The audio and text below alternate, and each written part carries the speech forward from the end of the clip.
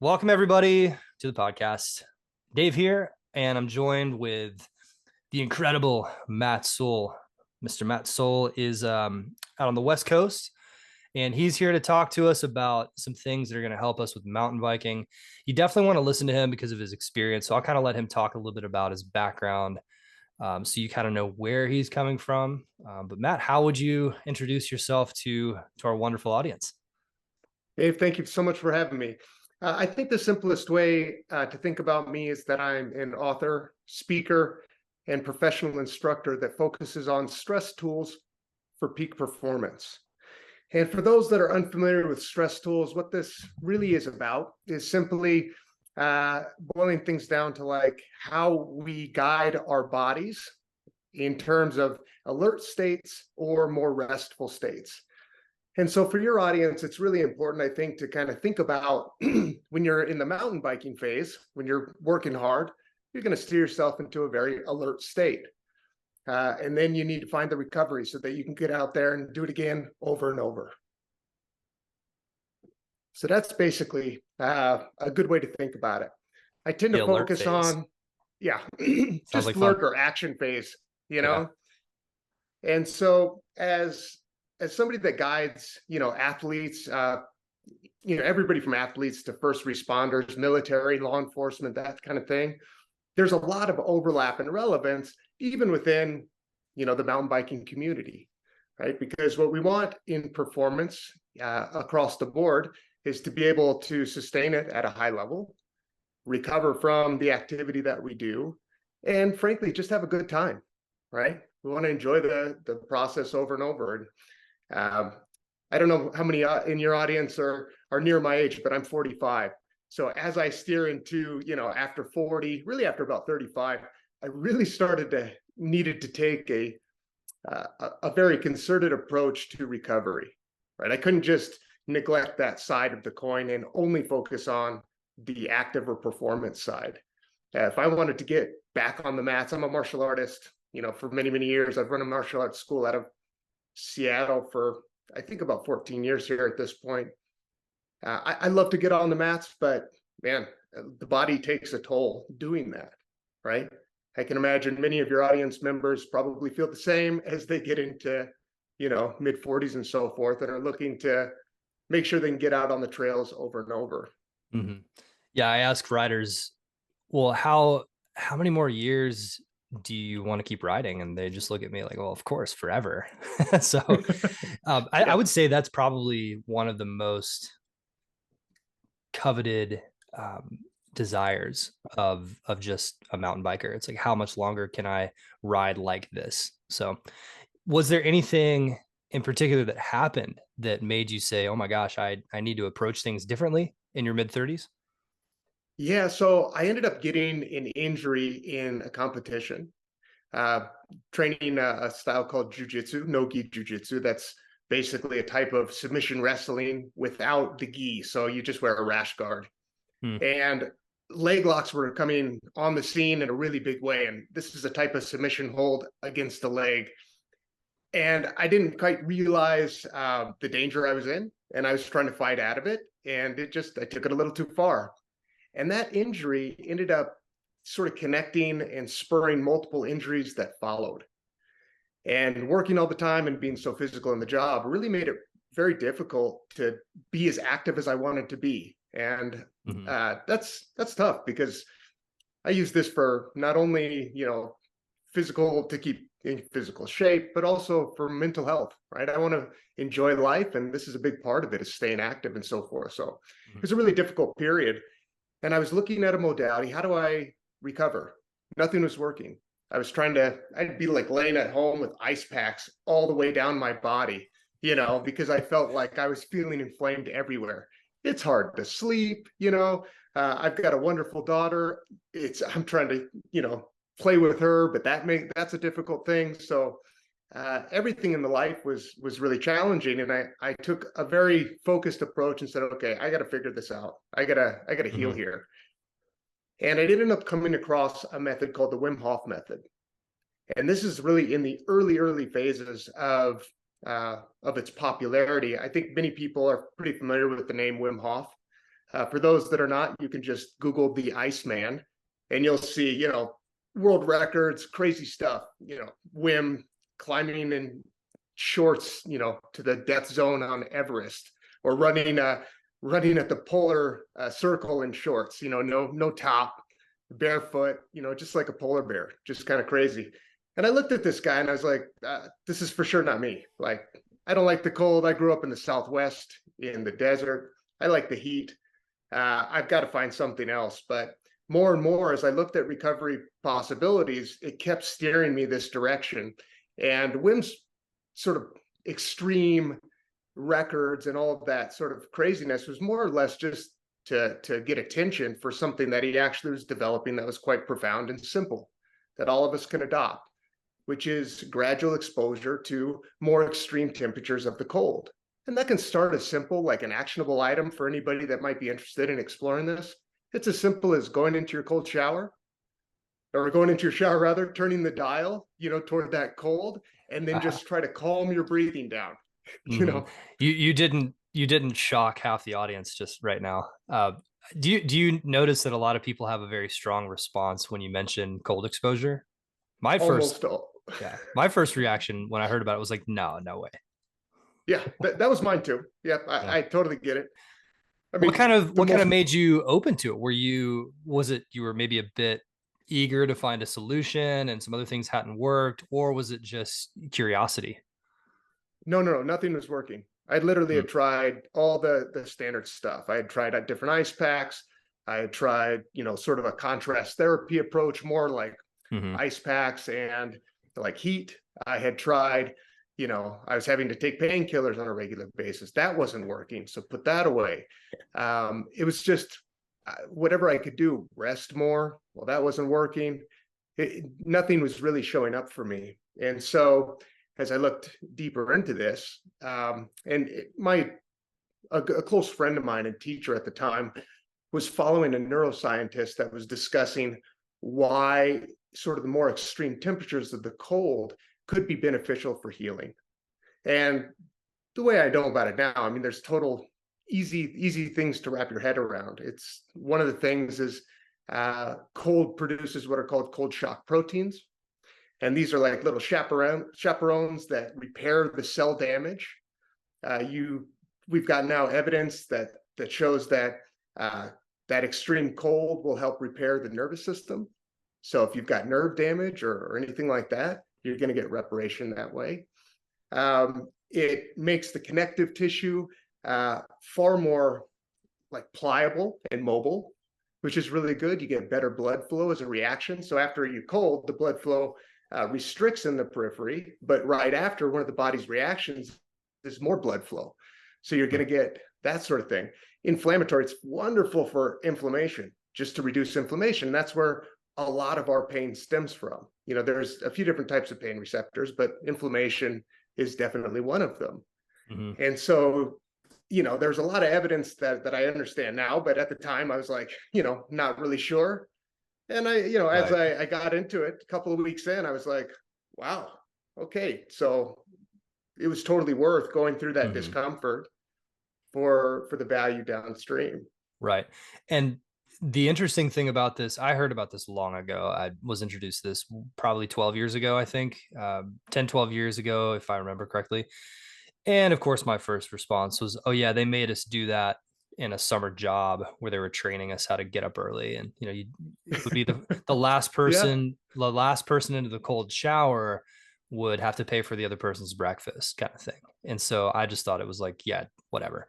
Um, Love it. what I found though, after, here's the thing. Most of the time I've heard people talk about cold exposure specifically for a million different benefits. And Mhm. to me, I get one benefit from it. And that one benefit is worth it. And it's mental clarity. So Sure. I believe it's called Ice Barrel. And I've been using it for a little over 6 months. And hop in there. I usually do 2 minutes. I try to get it down to about 50 degrees, 55 degrees. Mhm. 2 minutes, hop out, do 100 push-ups, do 100 air squats, and I feel like I'm high without the high is the best way to describe it. And I can say Okay. that because I don't know what it's like to be high. I'm not a big drug guy.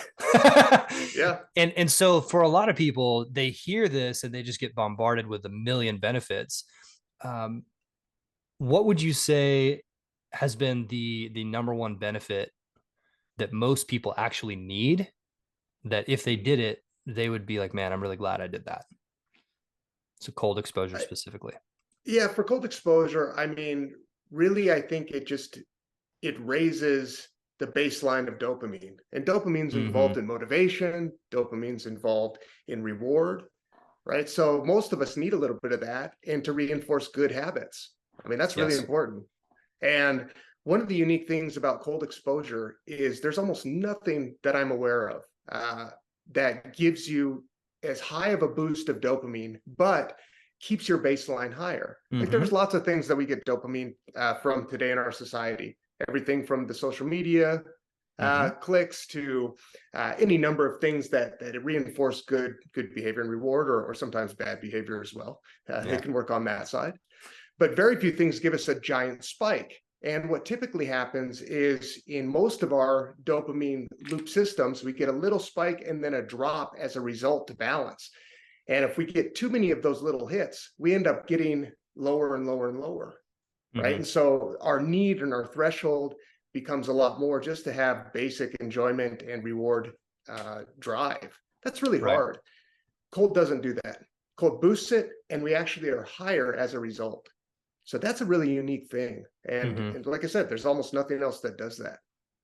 Yeah. You contrast that with a really good ride, and maybe you wake yourself up before the ride with some cold, or maybe you do Yeah. need to get into a recovery state. We stay in a little bit longer and do more of that Mhm. cold. Um, I mean, think about the benefits for a mountain biker specifically. It's, we go out to get the mountain biking high, but you can't enjoy it if you're 50 and inflamed. Yeah. Right. So we kind of get the joy of riding, and then we're able to kind of boost that with a literal dopamine hit. I've noticed that as Yeah. well. I ended up not even having to drink coffee. I didn't crave coffee because I had which, by the way, coffee, from what I've heard, you correct me if I'm wrong, but it seems like it doesn't actually it does something where it like fills up your dopamine receptors, but it doesn't allow you to accept any more dopamine or something like that. I forgot the exact terminology, but it seems like the benefit of coffee is one of those shadow benefits, like where it kind of seems like it helps you, but it doesn't really. Have you ever heard that before? You know what I'm talking about? Yeah, so it's basically it operates on the adenosine receptors. Right. So Okay. adenosine is a byproduct of metabolism. So Mm-hmm. if you've got it attaches to those adenosine receptors to basically block us from feeling fatigue or tiredness, Right. right? So we're And not tired. We're as parents, you're tired. Oh, you're tired, yeah, man. You're yeah, tired. You just don't feel it with coffee, and maybe with for a short time. a little bit of cold plunge. Hey, you actually, maybe you're tired, but we got the dopamine, so we're happy. We get more done. We get finished early. We can go to bed earlier. That's the way I think Yeah. about it. It's like, hey, this is a something that could bring it all together if you're right on the edge of getting it, getting your sleep dialed, everything there. Anyways, Well, but that's right. Well, yeah. and the way this correlates and overlaps is that, when you get cold exposure, you're going to have a higher metabolism. And so as a byproduct, there's more adenosine basically as a byproduct. And that helps with sleep pressure. So that's what keeps you asleep at night. So if melatonin, everybody's familiar with melatonin, you can go to the grocery store and even try to buy a supplement for that hormone, which I don't advise, but if you can avoid it. But that part actually just helps initiate sleep. But what keeps us really rested and sleep, like where we feel, man, I feel amazing in the day when I wake up, is that sleep pressure. And so having that higher metabolism, doing your mountain biking, doing your cold exposure where you get that boost, that's a really big deal. And if Mm-hmm. you can reduce the coffee just a little bit, you don't interfere with that, with those receptors for Yeah. doing the work at night. Oh man, I'm a great case study of this. I used to drink at least a pot of coffee a day, Okay. and it was great. I mean, it's fun. I would be hungry, a little jittery, and just kind of dead right around 3 o'clock. I would crash super hard, Sure. and my sleep wasn't really dialed. So I ran an experiment where I cut out caffeine completely and only did the cold plunge, and I wasn't crazy with it. I would do it 2 to 3 to 4 times a week. I would Mhm. accumulate about 11 to 15 minutes in the cold plunge around 50 to 60 degrees or less. And that's it. Plus, I rode my bike when I could. Mhm. And what I found out happened was I didn't need the caffeine at all. I was able to hydrate much better because I wasn't drinking a ton of caffeine. And I didn't have headaches, but I kind of had this head fog that went away completely. I was able to get a Nice. lot more done. It was amazing. So if you have an abundant source of ice, you can throw it in your bathtub and try it out as well. It's not You can do it very inexpensively, which is kind of a cool Oh, thing. totally. And we're about to go into winter season, right? So Yeah, you're on the East Coast, is that right? it doesn't get that cold here. It doesn't really get No? that good. Yeah, I'm in Okay. the East Coast. I'm in South Carolina, so it's Got it. 74 degrees one day, and it'll get down into the 20s a couple times during the winter. But Okay. that's it. Does it get chilly overnight at all? It can. Yeah, Not I was not just going to crazy say, like the desert where it just drops down. got it, got it. Yeah. Well, many people, what they'll start to do, if you want just an easy, inexpensive solution, is just Mm-hmm. uh, put a barrel or whatever tank that you want to use and put it outside and cover it. Mm-hmm. And overnight that temperature will drop, Yeah. and you get up in the morning, get right in for a couple of minutes, and that's your solution for most of the winter season there. Yeah. I found that the cold plunge is easier than a cold shower times 10. Cold showers, I can't do them. So Yeah. maybe it's a mental thing, but the cold plunge, I could get in there and I'm like, okay, it's fine. Well, it's both. Like one of the things that's maybe a little bit counterintuitive, and then something that's actually very relevant to what you just said. Mm-hmm. The counterintuitive part is if we sort of get in part way to a cold plunge, we think maybe that's going to be easier, but that sends a signal to our brain that says, get out. This is bad, get out. But if we get Mm-hmm. all the way up to the shoulders, the mind says, okay, we're in this, we got to show up to it, and Yes. you'll mobilize resources a heck of a lot better. You stop getting such that negative messaging Mm. after, certainly after 10 to 20 seconds. Now flip that, and from what you said in terms of the shower, you can't build a thermal layer around your body. It's just hitting that one piece, so you're getting that message that says get out. Plus you can't build a thermal layer, right? in the Yeah. in the cold plunge, you can just be still, and you build this small thermal layer that allows you to feel a little bit more comfortable. So I think Right. those are a couple of reasons for you. Yeah. It just gave me a funny image of like when I'm in the cold plunge, I kind of, just float like I'm in space, like kind of in the fetal position. And I'm just Yep. like breathing like this. And then I'm Yeah. thinking about myself in the shower, just like, Yeah. like doing the Yeah. get channel 3, son, bend this way, like that, how we used to get the signal when we were kids, when we had to Yeah, bend the exactly. antenna. Exactly. Yeah. For those that have never done cold showers, one of the things I'll just tell you as a practical thing is your goal in there is just trying to let your body adapt, accept whatever's happening, accept the cold, don't try to fight it or just tense. Like actually, if you tense it and fight it, it's going to be a heck of a lot worse, and it's Mm-hmm. going to take a lot longer for your body to adapt. And the way to do this is just simply focus on an exhale breath, right? So lengthen out the exhale. Um, if you do that in the midst of the stress, you calm the body down, and it's just a much more pleasant experience. You'll be able to Okay. last. It won't be so miserable. I did not understand that when I started because I had no instruction. I thought you just had to just bear it, Mm, just grit and bear it. And that was not very pleasant, at the beginning absolutely. of my training. Ooh, that brings up a really good thought for me. I got exposed to this idea of the contrast between distress versus eustress on a Tim Beautiful. Ferriss podcast a long time ago. And I thought it was one of the most rocking cool concepts out there because if you talk to anyone about their day, they're going to say, oh, stress, busy, stress, busy. Those are the two, middle of the shelf grab terms we're going to use. And I didn't like that. For me, it's fine if someone else is going through that, no judgment. It's just that for me, I don't want to be stressed. I don't want to be busy because that's indiscriminate thought. That's indiscriminate pain that I have to experience.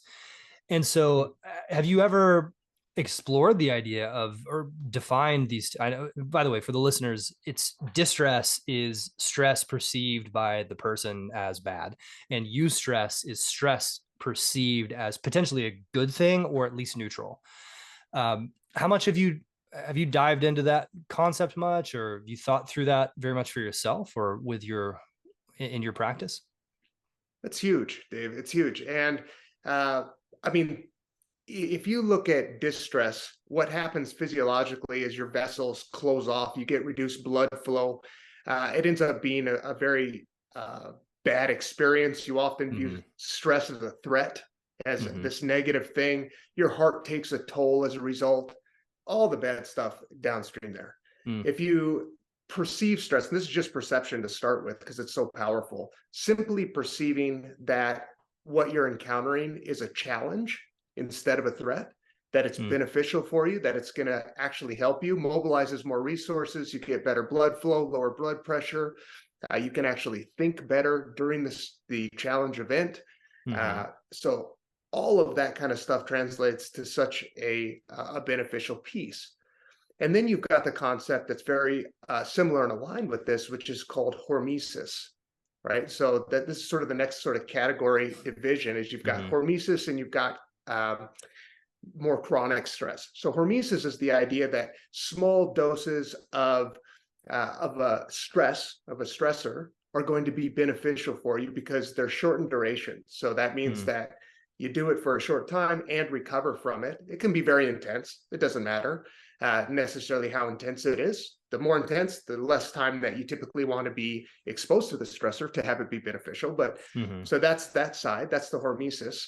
And if you have stress that just continues and doesn't stop, that becomes chronic, and that eventually leads to exhaustion, injury, sickness, breakdown, right? So, Mm. so you start with, though, the perception to define and distinguish distress versus eustress, and that's a Yes. really powerful distinction right from the outset.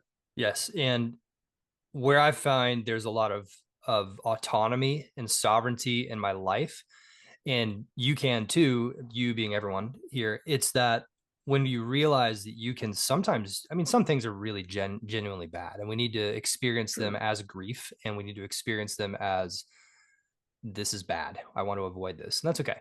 And then the problem becomes when either a lot of small or a medium or high amount of things that maybe aren't that bad turn us into stress balls, because kind of like what you said, it's just if you're a ball of stress because something that you could have overcome easily stresses you out, then okay, well, could you have chosen a different state to be in? So I found, for me, I'm a very stoic, cerebral type of person. I don't generally lead with the feelings. So one thing I found that works super well for me is just going, okay, I can choose.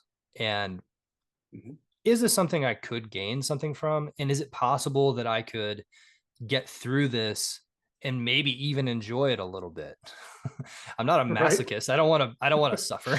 I don't want to suffer. No. Just, there's no point in me arbitrate. Like the guys that crack me up, they're like, suffering is great. When they hit the gym, they're like, their arm is falling off. They're like, their bodies are absolutely wrecked. I'm like, I mean, maybe not that, maybe not so much, dude.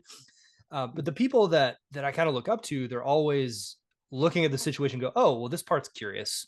Instead of going, this is terrible, they might say, um, this is intriguing. Or Mhm. instead of saying, Yeah. this is really bad, they may say, I'm curious. You know, what is this? What's going on? And just, I think that dose of curiosity helps us open up the window to use stress in general in our lives. And so I love how you describe the physiology and the name of it, because that's stuff I'm not very good with. But thank you for that. No, Very but cool. you nailed it. And this is I hold a lot of retreats and workshops where we do extreme cold temperature and like ice baths, or I Mm-hmm. lead retreats to people to go into Alaska right in the middle of winter, when you'd think, why would I ever want to be there? It's But already cold. right, it's already Yeah. cold and it's pretty brutal, but it's actually very adventurous. So if you look at it and Mm, you say, hey, I'm curious about this adventure, what's my body really capable of doing, and learning cool. some basics around that practice, and then saying, okay, I'm going to give it a shot. I'm going to go in there and do it. Or I'll often have people do a buy-in if we're doing ice baths. So you put your own ice in the ice bath, right? So that buy-in is like, oh yeah, I'm participating in this exercise. It's not that Mm-hmm. bad. Let's go see what it's about. And it That's makes cool. the barrier of like challenge and entry so much lower. It's like, hey, yeah, actually we do have the resources to show up to this practice. Mm. And that's cool that you do those retreats. We'll talk about how someone might be able to join up on those at the end of the podcast as well. Tell us a little bit more about. Let's shift gears a little bit and talk about recovery. Just this Sure. concept of recovery. Are there any common misconceptions that you see with people that maybe haven't, maybe they go with conventional wisdom and it's maybe Mhm. not working for them quite as well as it could be or should be? What are some things that you hear as conventional wisdom that you could maybe upgrade for them or open their eyes to? And we'll kind of talk about that for a minute. Sure, that's perfect. So I think one of the most sort of classic examples that is being upended in a powerful way that I'd suggest for people if they haven't heard this Mm. is the timing of if you're going to use something like deliberate cold exposure for recovery, because it can be an excellent recovery tool. Most people, if you did any kind of sports in high school or you've seen a trainer probably in the last 30 years, immediately when you're done, you want to pack on ice, or immediately when I'm done, if I'm sore, I'm going to take an ibuprofen. I'm going to take a Mm-hmm. painkiller, basically. Mm-hmm. That's a terrible idea, right? And the Yes. reason, the reason is because your body has a natural inflammatory process that's beneficial, right? We want that. We want that. What inflammation does when it's in its good state is it basically recruits blood and nutrients to repair tissue and cell. Like that's what Mm-hmm. we want. And by blunting that process or interrupting it too early, you actually delay the recovery effects. Mm-hmm. So how long do you want? So let's just say you did a really intense mountain bike ride, right? And you're just sore as hell. You're beat up. You're happy, but you're sore. All right, be in that state. Just sit with it for 4 hours. Let your body do the work. 4 to 6 hours, and then maybe do some cold exposure. That would be a heck of a lot better if you're going to use that as a means to recovery. Mm-hmm. So that's one common thing. I think we just all got in this habit of like, I'm going to pack ice on as soon as possible after this, or take a cold thing to dampen the inflammation, but you'll delay recovery almost certainly. Sure. So try to ward that off. Another thing for recovery, I think I'm not sure everybody understands just how important sleep is. Like almost all of your recovery, both passive and active, and I can define those in a moment, but almost all of them are to ensure better sleep. That's really what it comes down to, because that's where the reparation process happens. Mm. And so for those of us that are entrepreneurs or people that love to work a lot, sometimes we can be in a mindset, or maybe we've got a family and a lot of responsibilities. Can get in a Mm-hmm. mindset of, oh, I can forego that extra hour or two. It's not important to sleep so long as I'm, doing these other self-care things. You're really gonna reduce the amount of return for that investment. Mm-hmm. So if you just orient around how can I get the best possible sleep, you're going to be leaps and bounds ahead of the recovery process. Mm. What has been and I'm going to speak directly to the parents out there. It's automatically harder if you have children to sleep. I don't know Yep. why this is. I think they Yep. get in your head and they mess with you or something, or maybe it's because they're actually in your room going, Dad, Dad, I saw a dragon. No, you didn't. Go back to me. So for those Right. of you in the trenches, what would you say is the highest return for lowest input decision or activity that one could do for optimizing sleep? Um, have a routine right before you close your eyes. Mm-hmm. And if you can have a simple breathing routine, that's ideal. And so what that could look like is just taking 10 really deep breaths with your eyes closed, um, and a short breath hold, and then let go. Like that would be a really easy one. 10 very deep, slow breaths, breath hold, let go to sleep. Whatever you can do to really set yourself up for that. Others suggest, like for those of you that are familiar with Dr. Huberman, he talks about doing a yoga nidra. So you can look at some of that routine. Mm-hmm. I know some of us like to use maybe like a Headspace app or something like that to steer down. So there's several different ways, but have a routine right before bed. Mm-hmm. For me, I can't sleep if there's any kind of light noticeable in the room because it really triggers an alert response. Mm, And so I wear a sleep mask. It costs $12 on Amazon. It nice. wraps all the way around my head. It's like a satin style sleep mask. And that's my routine. I put that on, it triggers my body. It's like a cue for my habit of going to sleep. Like there's nothing else Nice. that's going to happen when I've got that on. And then if you get woken up in the middle of the night because the your son or daughter is having a vision of dragons, that's all right. You can respond to it. But if you have a routine and you have something that's workable to get into that Right. habit, I would really suggest it. So basically the advice is, if you're a parent, lower your expectations and do what you can. Yeah, I think that's a great combination. I mean, because it's the reality. Depending on how old your kids are, gosh, if you've got a kid within like the first couple of years, you're not sleeping. Yeah, it's over. Game Yeah. over. It's polyphasic sleep, maybe, probably not. If you Yep. can take naps, that's fun. Well, good. So Yeah. that's tremendous feedback. The biggest takeaway that I had from that was the breathing routine before bed. There's a lot more on this from what I've heard. Breathing and just the speed of our metabolism, what our brain is focused on. Our breathing impacts a lot of hormones, apparently. So it's just amount. really, really interesting. And without getting into it too much, one of the things I've even noticed is in order for me to be in peak state on a mountain bike while I'm riding, I need to be able to breathe a certain way. And if I can't, automatically I'm toning down my intensity. I'm not riding as hard as I can. And that happens some days where maybe I didn't recover properly, or I traveled too much, or I haven't had enough to eat, or whatever. So it's incredibly important when we're on the bike and when we're off the bike. So let's actually, if you wouldn't mind, are there any, I'm not going to ask you for any breathwork routines while exercising, because that's, that's super complex.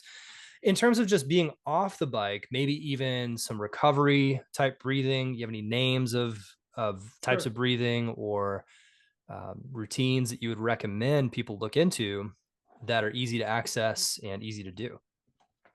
Yeah, 100%. So I'll try to simplify this to the extent possible because, Sure. as you mentioned, breathing can get complex.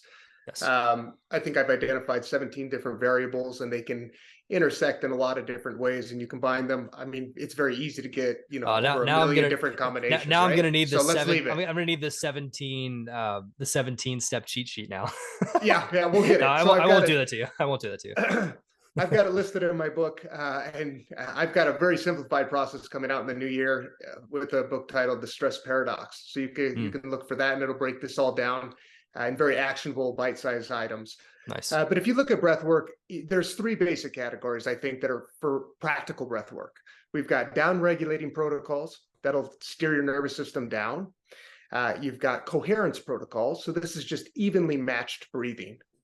And then you've got your upregulating protocols. And so, those are the three camps. And the second division that's really helpful, I think, for people to understand is there's breathing exercises while at rest. And that's like your training, you're training how to breathe in a very particular way for a downstream sort of performance application typically. And then you've got your exercise. So the best thing that you can do in terms of pretty much breathing throughout the day, it's very simple, is try to get at least 80% of your breaths through the nose, right? And that's true even as you steer into activity. And the reason is, you're going to get capture a ton of nitric oxide that's behind in the paranasal cavities. That helps to dilate the vessels in your vascular system so that your heart works better. You're going to basically tie yourself into the environment. You're going to stay less stressed, so you're not going to get amped up and be inefficient in the way that you're using energy the vast majority of the time. So that's how you can really think about your breathing throughout. And if you feel like I just need to calm down a little bit, well, you're going to use a down-regulating protocol. So a really simple one that you're going to see if you just Google that on the internet, you could just look for a 4-7 combination. So that's a 4-second inhale, 7-second exhale. So that 7 seconds, that lengthening of the exhale will steer you to a calmer state, right? If you want the fastest way to calm down, you can look at what's called a physiologic sigh. So that's a double inhale through the nose and a long exhale.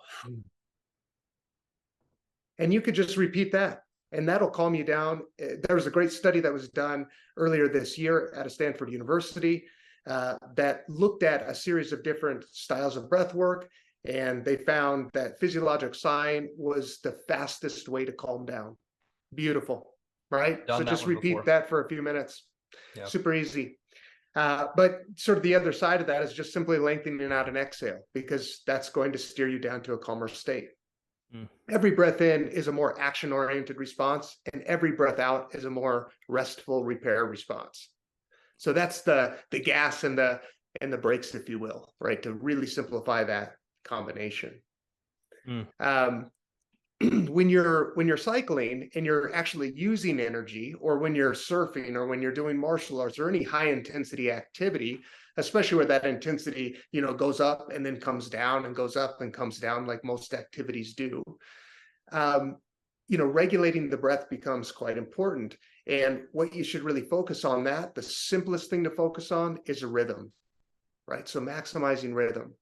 For those of us that love the wearables like a Garmin or something like that, and you want to watch your heart rate, a really good way to know if you're breathing too much or too fast is to simply watch your heart rate if you take larger breaths. So if I start taking larger breaths and my heart rate calms down, that tells me that actually I needed more oxygen utilizing that method. If you take larger breaths and your heart rate spikes up, that says you're over breathing and that you should reduce your breathing volume. Right. So you can watch that correlation and make it super easy. But in terms of simplification, that's about as simple as it can be. Before we get into some, all the ventilation and cardiac output combinations, what I just described there was kind of along those lines. But yeah, it's super good. Yeah, but that's actionable items that most of us, these days with a wearable or some other combination can just access.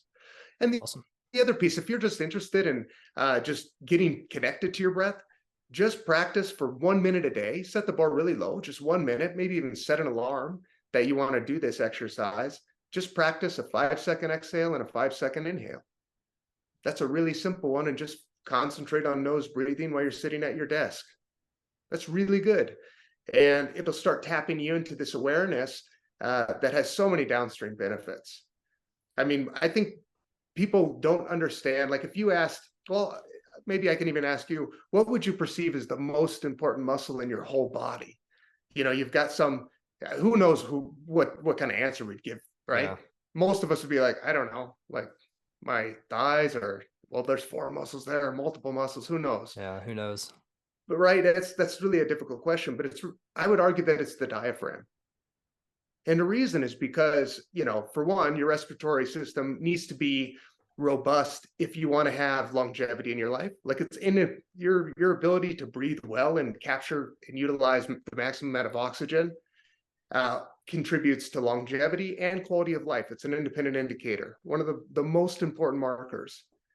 But the diaphragm is also responsible for your core stability. Like, how much core do you need in biking? Tons. How much in surfing? Tons. How much? Incredibly important. Tons. Number one thing I see that we have to work on with riders is their core, even the ones who have a strong core. Yes. Which is interesting. Very, very fascinating how the muscle patterns. And here's the crazy thing that you're talking about. When I see a rider who has even a strong core and a strong body and highly skilled, if they have the wrong, or if they have a suboptimal sequence of muscle firing, there's a huge correlation between tight breathing and their ability to initiate a move on the bike. And so anytime you hear riders like, oh, I was riding stiff, I was kind of rigid, that's very common. You shouldn't feel bad if that happens. It happens to all of us. There's a massive correlation between tight, insufficient breathing and the skill you're trying to perform not being right. And so those two go very hand in Yeah. hand, which is super funny that you say that Yeah. it's a Yeah. diaphragm. So what I can't do, unfortunately, is go, well, cool, here's your magic diaphragm fix that automatically makes you a magic mountain biker. It doesn't work. No, So but it's worth studying though, because like you said, it yeah. impacts every other area of your life. It's one of those lead indicators of health. And so what a cool way to be able to get into this, hey, let me lean into it because I love mountain biking. Let me learn this skill and discover a new level of it. Hey, well, maybe you do a little bit and it makes your quality of life 25% better. Maybe you live an extra 2 years longer, which by the way, 100%. there's a million percent definite correlation between sleep quality, sleep volume, and longevity. You will die earlier if you don't sleep enough. It's just like you're going to Yeah. die earlier. Hate being morbid, but it's like, good gracious, what a cool thing to focus on. And we have full control over our breath. How amazing is Yeah. that? It's like you And can no, do it's something super about it. cool. You can do something about it by listening to Matt. How cool is that? Awesome. So if you had one exercise, that you practiced Mm. and you could do this lying down on your back, and there's tons of videos online where you could research this, but to really build a strong diaphragm, cyclic hyperventilation, especially combined with breath holds, is probably bar none the best method. If you wanted to get another step beyond that, you could even include things like a restrictive training mask. So Mm-hmm. those are $30, whatever, something along those lines, maybe 50. We can look at Amazon depending on what inflation's done. But they're not terribly expensive, and that'll build. There's a great study out of the Midwest. I can't recall which university, maybe Wisconsin, where they looked at how much that improved, not necessarily altitude adaptation, but it Mm-hmm. did improve the respiratory system, how strong it got Mm. using a restrictive mask. So when I was preparing, I climbed Mount Kilimanjaro in 2019 at a breakneck pace, trying to rapidly adapt to extreme altitude coming from sea level. Mm. And my training consisted almost entirely of cyclic hyperventilation practice at sea level combined with a restrictive mask. And I was able to complete that feat in an incredible time of 33 hours and 54 minutes. Again, unacclimatized. So that's pretty insane. Wow. And so, but that's relevant to everybody, that's doing any kind of high intensity sport performance if they want a strong respiratory system. Would you say, is there any study or evidence that you've seen specifically around uh, elevation training and breathing restriction? Are those similar enough to be considered effectively the same, or is there a big benefit to going high in the altitude and living in Colorado for 9 months compared to Sure. that? I mean, it's sort of inarguable that going to altitude is going to help you produce, more hemoglobin, and you're going to get, a lot of value in that respect. But if you're at sea level, you can still get very similar mimicking effects if you use a sufficient breath hold practice. Now, Hmm. here's the key. And I don't want to get too technical for your audience because I think I'm not sure it'll help, but you've got to get This partial question's for pressures me, down man. low enough. I'm Oh, curious. you got to I'm get totally asking for myself once in a while here, you, you've selfishly. got to get oxygen deprivation down to a point for a long enough period that it actually is a large enough demand to trigger the response from your body. So you need So to go there's hard enough to stimulate the response. Interesting. Yeah, and so like one of the things that I did is I used state-of-the-art oximeters when I was looking at a lot of this stuff, reading oxygen saturation of both the tissue and the blood and comparing these things. Mm-hmm. I've done these series for a number of years, but when I was researching my last book, I was pretty deep into that and looking at how long could I maintain oxygen deprivation that went all the way down to the tissues sufficient to produce a similar effect. And really, it's about a 45-minute exercise typically that Wow. requires that. Now, I teach that sort of thing in workshops and advanced workshops and retreats. We go over this kind of stuff because it's relevant to performance across the board. Mm-hmm. But it's fairly layered. So I think what's important as a basic note is you've got to have your oxygen in the blood lower than about 80%, which is really hard to do for quite a few minutes. I think it was like the minimal effective dose was something around, um, gosh, I don't want to mess this up, but it's like 28 to 30 minutes Mm. of time. Now that's a lot. And the only way that you can do that is that I'm aware of is in a combination of quality hyperventilation, so very controlled, so that you're actually oxygen packing the tissues so that you've got time enough to lower the blood as a means. Wow. So hopefully that'll translate to your Well, audience, it's but there's a lot of there's a lot of mountain bikers with a road cycling background, and they would love that. Plus, a lot of the endurance athletes here, that's something probably they'd want to look into a little bit more. And that is something you do at your retreats. yeah. And did you mention it was in your book as well?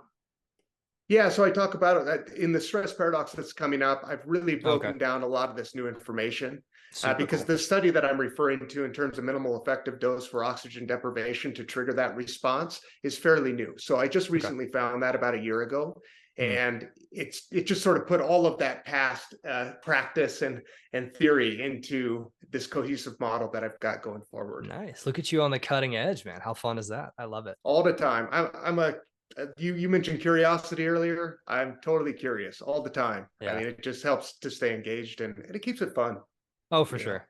And the downside of this stuff is like, great, you just probably got fitter. Yeah, So what 100%. Yeah, very, very cool field to be in. yeah. So no pun intended. That's Nice. terrible, man. Dad joke for the win there. Well, cool. So we've covered some really good ground so far. We've covered some, distress and eustress. We've covered some actionable breath work. We've covered some ideas around creating environments in the body that give us higher performance in many different ways.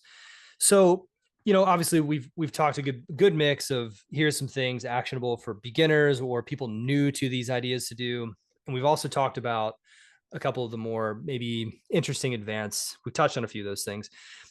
Is there anything that you are digging into right now that maybe you haven't answered? Maybe there's something you're curious about right now, you're testing. What's the hypothesis? What are you learning, and what do you think is going to happen? Oh gosh, that's a wonderful question. Um, really at this exact stage, I've been trying to codify the ideas that I've been working on for the last decade into more bite-sized, accessible Hmm. regimens, like where you can just set up routines to produce results at the highest level. And so, First what I'm really principles. Got it. curious, yeah, what I'm really curious about right now is I identified 5 primal stressors that I believe are the root to all stress and how they overlap. And so, I've tried to create different training routines around them based on a lot of the scientific evidence, but also I've taught over 10,000 people worldwide, 500 instructors worldwide. Hmm. And so I've got a lot of feedback for those independent test cases that I've watched in real time to see how do people respond to these different tools. And what I'm really curious about is um, how many people can achieve sort of these optimal results in, you know, where are they at 90 days? Where are they at 1 year? Where are they Hmm. at 3 years? And that's really the model that I'm looking at. Like overall, can you get to basically full body optimal mastery to do whatever you want to do in terms of athleticism and everything else the way you want to specifically apply it? But Hmm. can you get to that stress mastery within 3 years? And what happens at that 1 year mark? And how quickly can you ramp up in 90 days? Like those are the markers that I'm really trying to tailor Hmm. So what I've and noticed, test. and here's an interesting one for you. What I've noticed is there's a lot of people in the entrepreneurial space, is where I came from originally, and there was a huge correlation between awareness between people. So I would be coaching business owners in their meetings on how to run those meetings more effectively to help them become better leaders. Huge Mhm. correlation between their physical awareness of their body, their state, and their ability to lead others. Oh, Huge correlation. interesting. So, Yeah. there's a cap on leadership. there's literally a ceiling that if you do not have awareness of your own body and how to regulate it, they could not lead others because they would be in a diminished state and unable to raise others up to another state themselves. And so that was cut and dry. We're talking business leadership. But Yeah, did the thing that you were coaching them to do happen? Yes or no? So there was, sure. Yeah. it's even more quantifiable in some ways. And another thing that was really interesting too was when I'm coaching mountain bike athletes. So if I'm working with, we primarily work with intermediate riders and help them get through that plateau. Mhm. And again, direct correlation. If someone has that awareness of their body and what it's doing, a lot of times with breathing, a lot of times with just being able to notice what position they're in and how they're moving, then they're able to layer on skills very fast and permanently. And then if they maybe struggle to work on this, then they're kind of in their mind, they're in their head, over analyzing. Sure. So there's some value that I've seen to um, actually reversing this. So a lot of times I try to teach people awareness just by getting them to breathe. And I give them Mm. the easiest thing ever. I'm like, well, how did you breathe in all the way or just 80% when you're going down that downhill? Oh, you're right. Not all the way. I'm like, cool. Next time, just Yeah. ride, but just remind yourself to breathe all the way in. And Mhm. they're like, it was crazy. My whole body was relaxed. I was like, interesting. So it's I've played around with that a little bit and I've Yeah, noticed that's that, super cool. yeah, it's like there's limits to the Mhm. higher level mastery, but then there's also a way to go from beginner intermediate to, okay, now we're ready to do more just by incorporating awareness through the breath. Um, I don't know why that is. I don't really care Well, because that's for people like you. no, So but I'll tell you, there's something really cool about that, Dave. Is so about 10 years ago, there was a corporate lady that dubbed a term called, or coined a term called email apnea. Did you ever hear email about apnea. that? Strangely, I have not. I should have heard of it. So email apnea is basically a phenomenon where as people are doing emails at their desk throughout the day, they're doing Hmm. breath holds, unintentional. And what happens? Ah, very interesting. Unintentional or disrupted breathing patterns elevate stress levels. You get less done. You're not as productive. It's Yes. just a mess, right?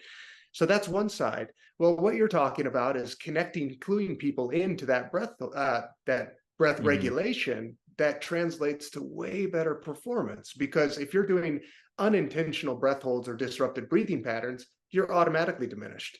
Yes. And anybody that's doing a new activity of any kind, email, included, Mm-hmm. that requires concentration, we almost always go into disrupted breathing patterns. Yes. So I building used that to. awareness is awesome.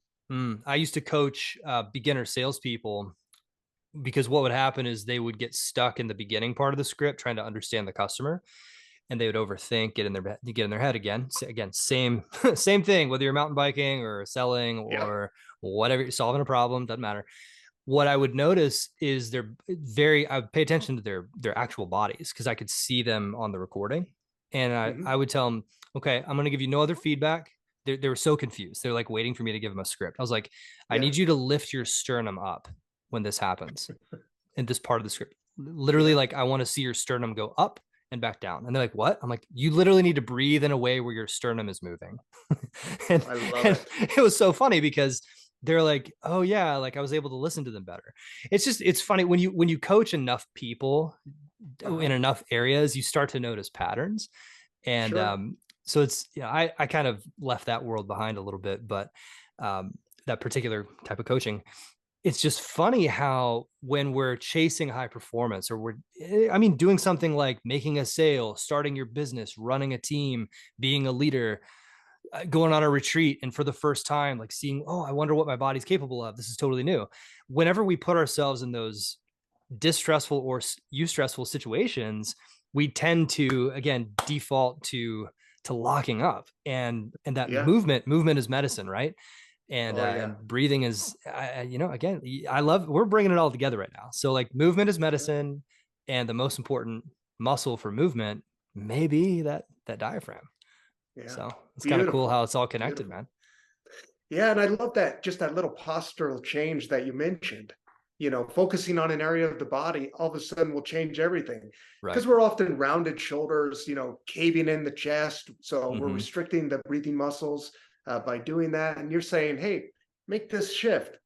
changing everything. That's beautiful. Yeah, Right. that's brilliant. But it's fascinating to me how much you can find these principles: movement, diaphragm, breathing, regulation, up regulation, down regulation. You can find these and then get it at a higher level if you want. Like there's Mhm. all kinds of experts out there. There's all kinds of people that know stuff. And, that's why I had you on the podcast today, man, to bring in Well, some of that well, insight.